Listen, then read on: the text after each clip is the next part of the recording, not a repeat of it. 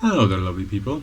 Welcome to another installment of regularly scheduled impromptu video by yours truly, which is a type of content that apparently is taking over the channel because it turns out that making something quality requires research, time, and a script. Who knew? Anyhow, the bike you see behind me is my ultimate gravel bike, which I showed you glimpses of for the last few months, and I was supposed to make a complete bike check 2 weeks ago. So I'm going to make it in 3 weeks once I get all the details ironed out. That's not really relevant today. But as I was testing this machine on a Strava segment, which people of much greater ability and 20 years less age than me haven't discovered yet, and I was trying to get a KOM, so I was huffing and puffing like a steam engine over there, I happened to encounter a mechanical problem. What is it? Well, as I was pushing my mere 200 watts or what have you through that particular segment, I was using highest gears, and over the rough terrain which this bike warrants, this particular little thing failed to keep the chain on the highest gears. So I was trying to push them watts, and it turned out that I'm not getting anywhere. I'm not getting anywhere fast enough. I wasn't getting that KOM.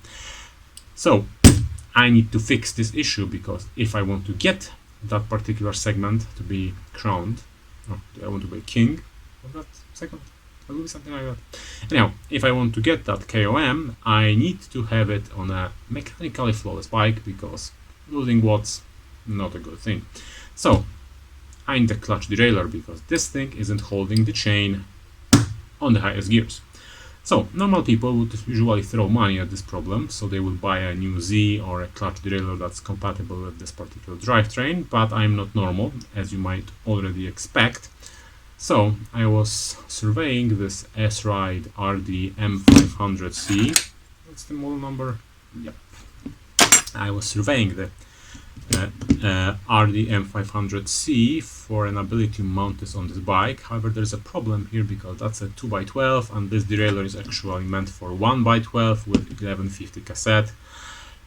That's not compatible, and I tried this, it wasn't shifting very well. I need to modify this derailleur to be compatible with that thing. But as I was surveying the machine, or the device, I noticed that that cage here isn't something complicated. It's just a little plate of material, and I can possibly make my own, because you see behind my back, or behind the wall behind my back, there is a very crappy CNC mill which I intend to use for this particular purpose. So you want to see if I'm going to succeed?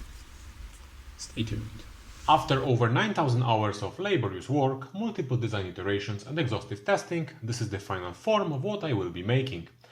Alright, it took 20 minutes of scribbling in a CAD program.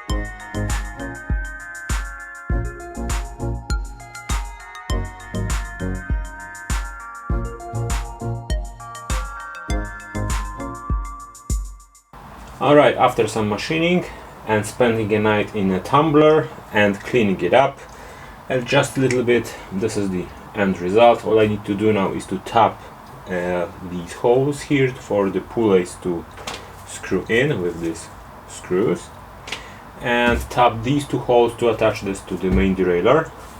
And for the sake of reference, you can see the original cage. This one is 150 millimeters between the pullays. This one's just 60 millimeters, so this is not as short as this could have been, but this is much shorter, and obviously it's quite a bit heftier. So I'm going to end or finish the machining and I'm going to show you how it's going to look on the complete bike. So this is the finished product. As I was assembling this, I remember that I still have those 12-tooth narrow white pulleys stored somewhere, and since this cage is a little bit more massive than the previous one, they actually fit here pretty well, so I've got extra cool factor in this cage. So let's run it through all the gears and see what happens.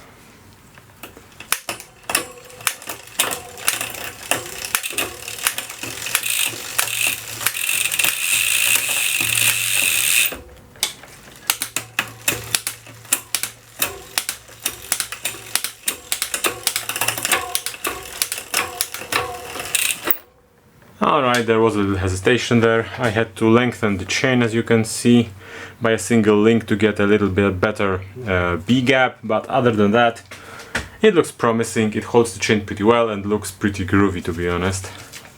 Although it didn't seem to be looking that way when I was assembling it or machining it. So, there you go. This is how you make yourself a cage to a derailleur that's from China. So, use case that probably everyone's going to, well, encounter one day.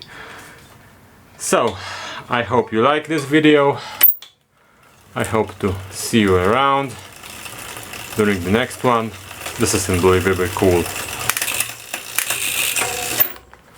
Oh, and by the way,